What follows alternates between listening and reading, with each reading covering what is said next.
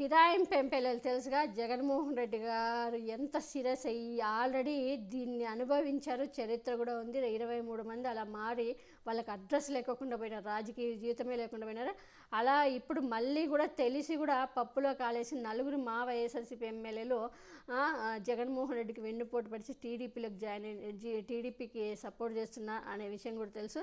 మొన్న మళ్ళీ అంతేకాకుండా ఇద్దరు ఎమ్మెల్సీలు రామచంద్రయ్య టీడీపీలో జాయిన్ అయినాడు. తర్వాత ఇంకో అతను వంశీ కృష్ణ, అతను కూడా జనసేనలో చేరారు. ఇంకా జనసేన చంద్రసేన రెండు ఒకటే కాబట్టి ఫిరాయింపు వీళ్ళ మీద అనర్హత వేటు వేయమని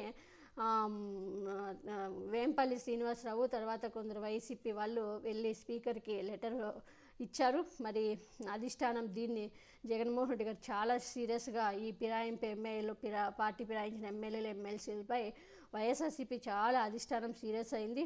పార్టీ ఫిరాయించిన నలుగురు ఎమ్మెల్యేలు ఇద్దరు ఎమ్మెల్సీని అనర్హులుగా వేయాలని అసెంబ్లీ స్పీకర్కు మండలి చైర్మన్కు ఫిర్యాదు చేశారు.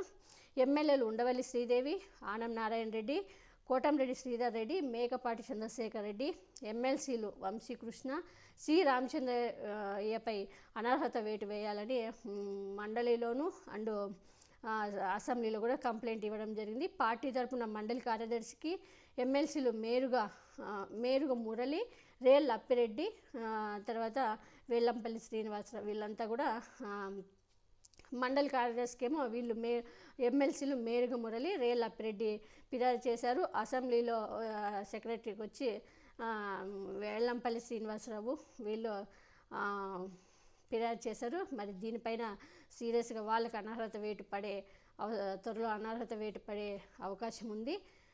వీళ్ళు ఎందుకంటే వీళ్ళు దీనికి ఆన్సర్ ఇవ్వాల్సి వస్తుంది, నోటీసులు ఇచ్చే అవకాశం ఉంది వాళ్ళకి, తర్వాత అనర్హత వేటు పడే అవకాశం ఉంది వీళ్ళకి.